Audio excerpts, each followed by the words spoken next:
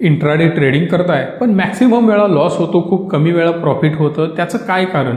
कशा प्रकारे आपण प्रॉफिटेबल बनू शकतो, मॅक्सिमम प्रॉफिट मिळवू शकतो, मिनिमम लॉसेस करू शकतो, हे जर जाणून घ्यायचं असेल तर तुम्हाला या 5 स्ट्रॅटेजी फॉलो करावे लागतील. हे 5 नियम स्वतःवर घालावे लागतील आणि जर हे 5 नियम तुम्ही फॉलो केलेत तर 101% तुम्ही मॅक्सिमम प्रॉफिट कमवाल, तुमचे लॉसेस मिनिमम होतील. त्यासाठी पहिल्या चॅनलला सबस्क्राईब करा, बेल आयकॉनला प्रेस करा आणि अशाच नवनवीन व्हिडिओ पाहत राहा. पहिला नियम आहे back testing of the strategy. आता तुमचा हा प्रश्न असेल की स्ट्रॅटेजी काय असतात, तर 101% तुम्ही ट्रेडिंग इथंच बंद केलेलं तुमच्या फायद्याचं ठरेल. कारण काय होतं, आपल्याकडे प्रॉपर स्ट्रॅटेजीज नसतात, रोडमॅप नसतो आणि आपण ट्रेडिंग करायला जातो. जर प्रॉपर स्ट्रॅटेजीज नसतील, तुम्ही त्याला बॅक टेस्टिंग केलेलं नसेल तर ट्रेडिंग करण्यात काहीच अर्थ नाही.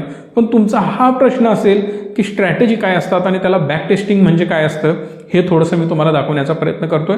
कारण पूर्ण बिगनर लोकांसाठी हा मी व्हिडिओ बनवण्याचा प्रयत्न करत आहे. आता सिम्पली मी एक चार्ट ओपन करतोय आणि या चार्टमध्ये मी आता असं ठरवणार आहे की असा जर कॅन्डल बनला, त्याची जर टेल लांब असेल आणि बॉडी छोटी असेल, यालाच आपण म्हणणार आहोत शूटिंग स्टार. आणि हा शूटिंग स्टार जेव्हा बनतो तेव्हा प्राइस खाली येते, प्राइस ड्रॉप होते. अगदी याच्या अपोजिट जर एखादा पॅटर्न बनला तर त्याला म्हटलं जातं हॅमर. हॅमर जेव्हा बनेल तेव्हा प्राइस खालून वर जायला सुरू होईल.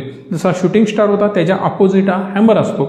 आता या प्रकारच्या कॅन्डल या चार्टमध्ये कुठे बनलेत का, ही मी स्ट्रॅटेजी ठरवली की जर शूटिंग स्टार बनला तर प्राइस खाली येणार, हॅमर बनला तर प्राइस वर जाणार. इकडे बघितलं तर तुम्हाला हॅमर दिसेल आणि प्राइस वर गेलेली सुद्धा पाहायला मिळते.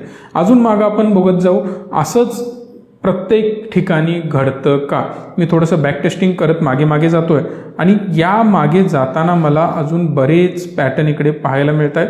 इकडे तुम्ही बघू शकता, आपण अजून मागे जातोय आणि इकडे एक मला शूटिंग स्टार पाहायला मिळतोय. प्राइस खालून वर आली आणि पुन्हा ती प्राइस खाली जाताना दिसली. हा बनला आहे शूटिंग स्टार. प्राइस आता इकडून खाली आली. इकडे मी पहिला सेल करणार आणि खाली आल्यानंतर बाय करणार. पहिला सेल करून नंतर बाय, ज्याला शॉर्ट सेल म्हटलं जातं. मी पुन्हा मागे जातोय. आता आपल्यापैकी बऱ्याच लोकांनी कोर्स जॉईन केला असेल, तुम्हाला या स्ट्रॅटेजी परफेक्ट माहिती असतील, याच्या टर्म्स आणि कंडिशन सुद्धा माहिती असतील. इकडे सुद्धा एक शूटिंग स्टार बनला आहे आणि याच्यानंतर प्राइस खाली जाताना दिसली. मी इकडे बाय करू शकतो किंवा इकडे पण बाय करू शकतो. टार्गेट 1 टार्गेट 2 या लेवलला मी सेल करेन, इकडे मी बाय करेन किंवा याच्या खाली गेल्यानंतर सुद्धा मी बाय करू शकतो. हे माझं दुसरं टार्गेट असू शकतं. पुन्हा मी मागे जातोय. इकडे बघू शकता अजून बरेच पॅटर्न आपल्याला पाहायला मिळत आहेत. आपण सगळे पॅटर्न डिस्कस नाही करणार. एक एक्झाम्पल बॅक टेस्टिंग कसं केलं जातं हे मी थोडंसं तुम्हाला दाखवण्याचा प्रयत्न करतोय. आणि इकडे अजून एक पॅटर्न मला पाहायला मिळतो, तो म्हणजे हॅमर. हॅमर एक गेलेला आहे मागं, चला हा जाऊ दे. अजून आपण एक पुढे पॅटर्न बघतोय, अजून कुठे काही दिसतो का. एक मागे हॅमर तर गेलाच, इकडे एक मोठी कॅन्डल बनलेली दिसते. आता मी सिम्पली टाइम फ्रेम चेंज करतोय आणि 1 तासाच्या टाइम फ्रेममध्ये हा पॅटर्न चालतो का हे थोडंसं मी चेक करणार आहे.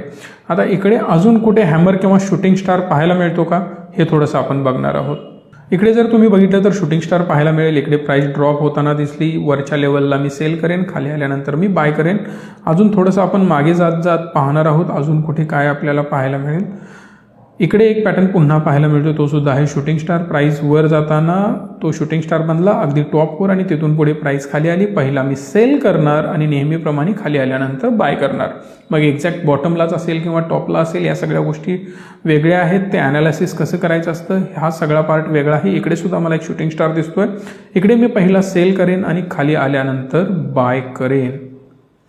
अशा प्रकारे या स्ट्रॅटेजी वर्क होत असतात. आता खाली सुद्धा जर बघितलं तर इकडे तुम्हाला हॅमर पाहायला मिळतो. पहिल्यांदा मी असा हॅमर काढून दाखवला होता जो प्राइस वर घेऊन जातो. इथे मी बाय करेन आणि वर गेल्यानंतर एक्झॅक्टली या लेवलला मी सेल करेन. मग तो एक्झॅक्ट टॉप किंवा बॉटम आपल्याला पकडता येत नाही. चला तर यालाच म्हटलं जातं बॅक टेस्टिंग. तुम्ही एखादी स्ट्रॅटेजी ठरवली, एखादा पॅटर्न पाहिला आणि त्या पॅटर्नला बॅक टेस्टिंग करून बघितलं आणि तुम्हाला समजलं की हिस्ट्रीमध्ये जेव्हा जेव्हा असे पॅटर्न बनले होते तेव्हा ते प्रॉफिट देऊन गेले. म्हणून मी काय करेन, जेव्हा हे मला लाईव्ह मार्केटमध्ये पॅटर्न्स दिसतील तेव्हा मी ते पाहून ट्रेड करायला सुरुवात करेन.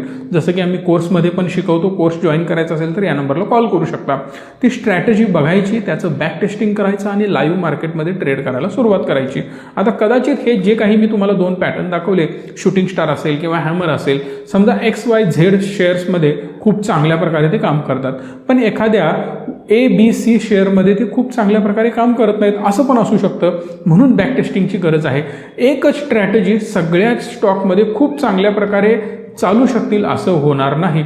कदाचित पहिल्या शेअरमध्ये ते 80% ॲक्युरेसी देतील, दुसऱ्या शेअरमध्ये ते कदाचित 60% ॲक्युरेसी देतील, कदाचित चौथ्या शेअरमध्ये ते 40%च ॲक्युरेसी देतील आणि कुठल्या एखाद्या शेअरमध्ये 85% सुद्धा ॲक्युरेसी देतील.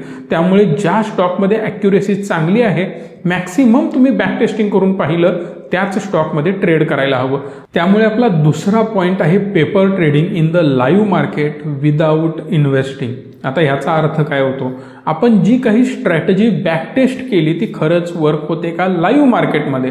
लाईव्ह मार्केटमध्ये ट्रेड करताना बऱ्याच आपल्याला शंका येऊ शकतात, काही इश्यूज येऊ शकतात, अडचणी येऊ शकतात.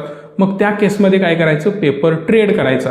पेपर ट्रेड म्हणजे काय? आपण एकही रुपया इन्व्हेस्ट करायचा नाही, पैशाची गुंतवणूक न करता फक्त पेपरवर लिहायचं, मी हा स्टॉक एवढ्या प्राइसला बाय करतोय, या प्राइसला सेल करतोय, हा माझा स्टॉप लॉस असेल आणि एवढं मला इकडून प्रॉफिट मिळेल आणि लॉस झाला तर माझा एवढा होईल, हे आधी प्लॅन करून ठेवायचं आणि तसं घडतं का हे फक्त पाहायचं. चला तर थोडंसं स्क्रीनवर आपण पाहणार आहोत पेपर ट्रेड कसा करायचा. आपण आता हे स्क्रीनवर पाहणार आहोत, हा स्टॉक आहे टाटा मोटरचा आणि आपण आता पाहणार आहोत पेपर ट्रेडिंग. जर आपण इकडे बारकाईने पाहिलं तर 2 शूटिंग स्टार पॅटर्न पाहायला मिळत आहेत आणि शूटिंग स्टार जेव्हा बनतो तेव्हा प्राइस खाली येते, याला म्हटलं जातं एक स्ट्रॅटेजी. आता या स्ट्रॅटेजीला मी पहिला इकडे सेल करेन आणि जेव्हा तो स्टॉक अजून खाली येईल तेव्हा मी त्याला बाय करेन, त्याचा हाय माझा स्टॉप लॉस असेल आणि इकडे मी याला बाय करणार आहे. ही माझी झाली स्ट्रॅटेजी आणि ही झाला माझा ट्रेड आणि हे सगळं मी पेपरवर लिहीन. आता मी पेपर नाही, तुम्हाला स्क्रीनवरच लिहून दाखवतोय. पेपरवर मी लिहीन बाईंग प्राईस असेल माझी 102 रुपयाची. इकडे जर सेलिंग प्राईस तुम्ही बघितली तर लक्षात येईल अराऊंड ही सेलिंग प्राईस होते 109 रुपयाला आणि माझा स्टॉप लॉस असेल अराऊंड 112 रुपयाला. 112 रुपयाचा हा माझा स्टॉप लॉस असेल. अगदी त्याचप्रमाणे अजून जर आपण मागे पाहत गेलो तर अजून काही आपल्याला पॅटर्न्स पाहायला मिळतात. तिकडे पण आपण बघू शकतो. जेव्हा हा मागचा शूटिंग स्टारला आपण घेऊ, हा माझा स्टॉप लॉस असेल, इकडे मी सेल करू शकतो आणि जेव्हा हा स्टॉक खाली येईल या लेवलला अराऊंड मी बाय करेन. मग मी इकडे पेपरवर कसं लिहीन की माझी पहिल्यांदा सेलिंग केलेली प्राईस ती अराऊंड होती 110 रुपये. त्याचनंतर मी बाय केलं, बाईंग प्राईस माझी अराऊंड होते या लेवलला आपण जर चेक केलं तर लक्षात येईल 105 रुपयाला आपण बाय करणार आहोत आणि स्टॉप लॉस असेल अराऊंड 112 रुपये पॉईंट 5 पैशाचा. 112.5ला माझा स्टॉप लॉस असेल. आता हे सगळं मी पेपरवर लिहीन. अगदी याचप्रमाणे मी थोडंसं मागे येतोय आणि अजून काही पॅटर्न दिसत आहेत का बघतोय. एक डाऊन ट्रेंड आहे, डाऊन ट्रेंड नंतर एक हॅमर बनला. हॅमर बनल्यानंतर मला कळालं की हॅमर प्राईसला वर घेऊन जातो. हॅमर कॅन्डल का बनते? अप ट्रेंड दर्शवण्यासाठी. इकडे मी बाय करेन, हा माझा स्टॉप लॉस असेल आणि इकडे माझं अराऊंड टार्गेट असेल सेल करण्याचं. आता बाईंग प्राईस माझी काय असेल? अराऊंड मी समजतोय 99 रुपयाला मी बाय करतोय. सेलिंग प्राईस असेल अराऊंड 108 रुपयाची आणि स्टॉप लॉस असेल अराऊंड 97 रुपयाचा. इकडे जर तुम्ही बारकाईने बघितलं तर एक गोष्ट लक्षात येईल, याच्यामध्ये जर मला प्रॉफिट किंवा लॉस झाला तर किती रुपयाचा होईल? लॉस झाला तर मला मॅक्सिमम 2 रुपयाचा होऊ शकतो, कारण 99 वजा 97 जर केलं तर तुम्ही 2 रुपये येतात. आणि जर मला याच्यामध्ये प्रॉफिट झालं तर ते प्रॉफिट 108 वजा 99 रुपये होईल, जे की 11 रुपयाचं होतं. अगदी याचप्रमाणे तुम्ही सुद्धा याचं बॅक टेस्टिंग करून पेपर ट्रेड करू शकता. पेपर ट्रेड म्हणजे डीमॅट अकाउंटमध्ये 1 रुपया इन्व्हेस्ट न करता डायरेक्ट आपण पेपरवर लिहितो, प्राइस बघतो चार्टवर आणि इकडे लिहितो आता लाईव्ह ट्रेड सुरू आहे, मी या प्राइसला बाय करतोय, इथे गेल्यानंतर मी सेल करणार आहे, हा माझा स्टॉप लॉस असेल. मी पेपरवर लिहून ठेवलं आणि जेव्हा तो ट्रेड एंड होईल त्यावेळी आपण पाहायचं की माझा स्टॉप लॉस हिट झाला की टार्गेट हिट झालं, मला प्रॉफिट झालं की लॉस झाला आणि त्याच्यानंतर ॲनालिसिस करायचं की प्रॉफिट झालं तर का झालं, लॉस झाला तर का झाला. यावरूनच आपल्याला समजतं की आपण पुढे काय करायचं आहे. प्रॉफिट असेल तर स्ट्रॅटेजी कंटिन्यू करायची, लॉस असेल तर स्ट्रॅटेजीमध्ये काही मॉडिफिकेशन्स करायचे आणि त्याच्यानंतर त्याला पुन्हा बॅक टेस्ट करून पुन्हा पेपर ट्रेड करून लाईव्ह मार्केटमध्ये इम्प्लिमेंट करू शकतो. तिसरा पॉईंट आहे प्रत्येक स्टॉकला, प्रत्येक ट्रेडला स्टॉप लॉस हा असायलाच पाहिजे आणि जर स्टॉप लॉस नसेल तर आपण काय करतो, तो रिव्हर्स होण्याची वाट बघतो. एखाद्या स्टॉकमध्ये आपण बाईंग पोझिशन इथे बनवली असेल, स्टॉप लॉस ॲक्च्युली इथं पाहिजे पण प्राइस खाली येते, स्टॉप लॉसच्या जवळ आलेली असते, तिथून परत खाली येते पण आपली अपेक्षा असते इथून तो रिव्हर्स होईल. पण ॲक्च्युली ही वाट बघणंच आपल्यासाठी धोक्याचं ठरतं. 2,000चा लॉस कधी 5,000, 7,000, 10,000 झाला हे आपल्याला कळत नाही. म्हणून स्टॉप लॉसची खूप गरज असते. इकडे स्क्रीनवर तुम्ही बघू शकता ही कॅन्डल, याला कॅन्डलला आपण काय म्हणतो, शूटिंग स्टार म्हणतो. हा शूटिंग स्टार काय करतो, प्राईजला खाली घेऊन जातो. म्हणून इकडे मी याला सेल करेन आणि खाली आल्यानंतर इकडे मला बाय करायचं होतं, पण ॲक्च्युली हा खाली आलाच नाही, इथून पुन्हा रिव्हर्स झाला.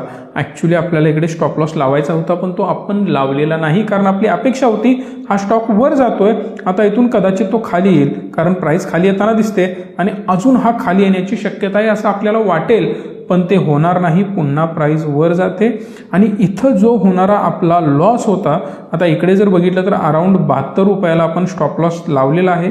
आपली सेलिंग प्राईस इकडे जर बघितली तर 70 रुपयाची होती.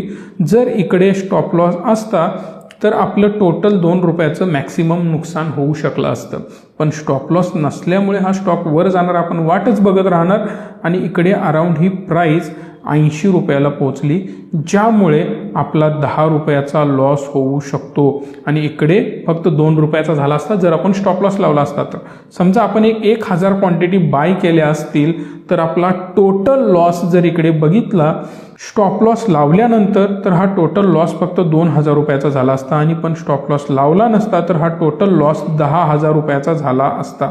म्हणून स्टॉप लॉस खूप महत्त्वाचा आहे आणि जर तो तुम्ही लावत नसाल तर 101% लावला पाहिजे.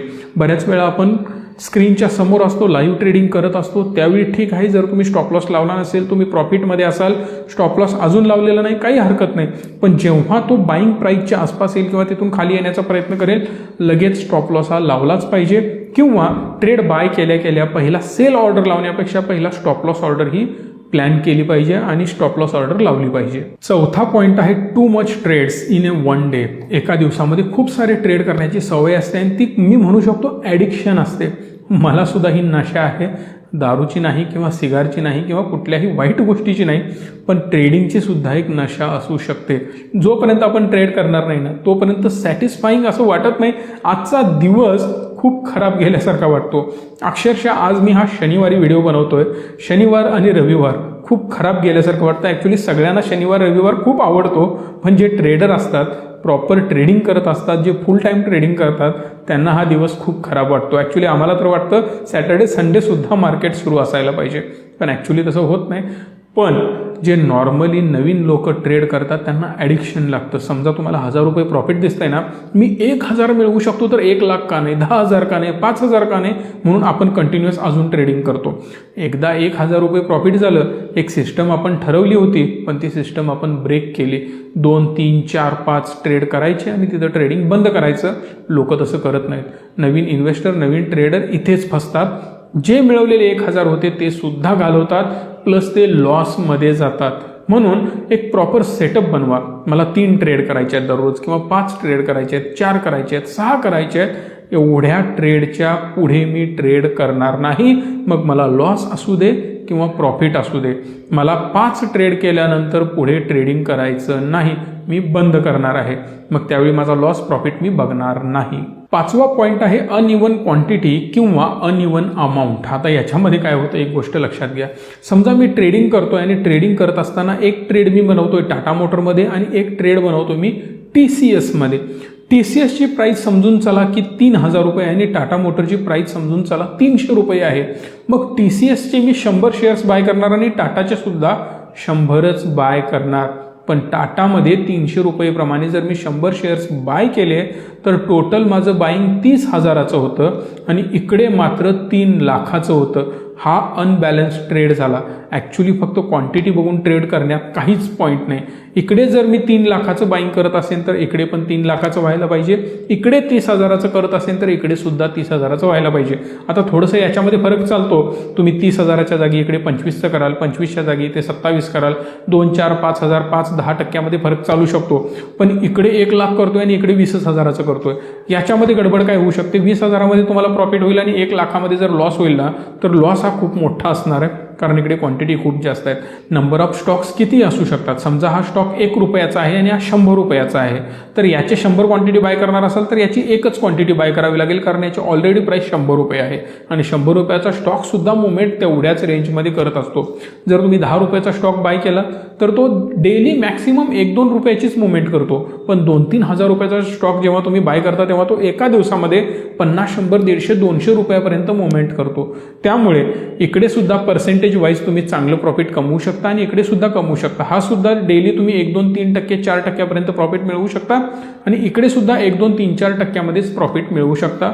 ओव्हरऑल जो प्रॉफिट किंवा लॉस होणार आहे तो इक्वल असायला पाहिजे प्रत्येक स्टॉकमध्ये, तरच तुम्ही end of the day profitable असाल, end of the month profitable असाल.